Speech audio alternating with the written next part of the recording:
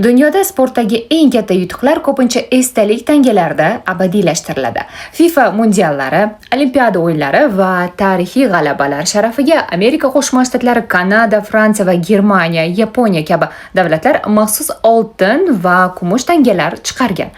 2026-yilgi jahon chempionati uchun ham Amerika Qo'shma Shtatlari $5 oltin, kumush va maxsus kolleksion tangalarni, Kanada esa mundialga bag'ishlangan cheklangan seriyalarni muomalaga chiqardi. Endi esa bu tarixga O'zbekiston ham qo'shilmoqda. Markaziy bank milliy terma jamoamizning jahon chempionati 2026 yo'llanmasiga bag'ishlangan cheklangan esdalik tangalarni taqdim etmoqda. Tangadagi 26 nafar futbolchi silueti yagona oq bo'ri obraziga uyg'unlashtirilgan. Bu jamoaviy ruh va birdamlik ramzi. Cheklangan miqdorda chiqarilgan, ya'ni 100 dona oltin tanga va 1000 dona kumush tanga. Sotuv esa 18-iyundan boshlanadi.